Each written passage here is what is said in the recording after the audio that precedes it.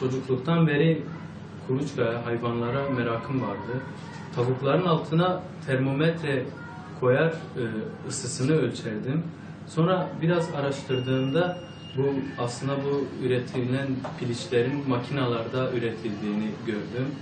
Ben de bir makina satın almak istedim ama internetten bakınca çok pahalı olduğunu gördüm.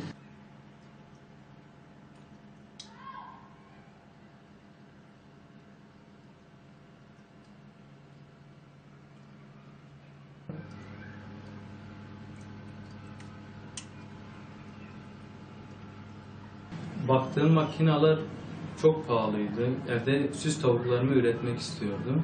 Üretip satmak istiyordum. Baktığım makineler 5000 TL civarıydı. Ben kendim yapmak istedim. Hurdacılardan buzdolabı aradım. Buzdolabı buldum hurdacıdan. Fan vesaire parçalar topladım hurdacılardan. Kendim evde 700-800 liraya mal olan bir makine yaptım. Şu an bu makinenin fiyatı, internetteki fiyatı zaten 5000 lira civarı.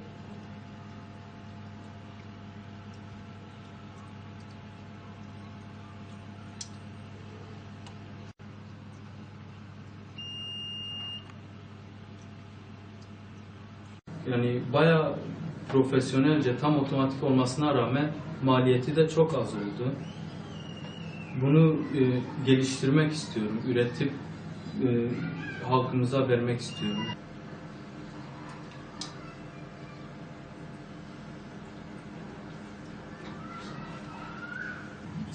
İnternetten satılan makineler 85-90 %85-90 civciv çıkım oranı sağlarken benim makinem teknikleriyle, kendi yaptığım tekniklerle %95'i aşkın verim alıyorum.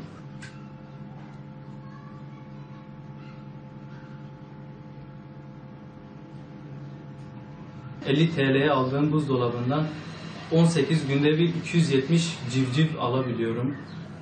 Bu makineyi büyütüp daha iyi, daha verimli, daha az maliyetli makineler yapmayı düşünüyorum. Eğer bana destek verilirse daha iyi, daha az maliyetli, yerli makineler yapmak istiyorum.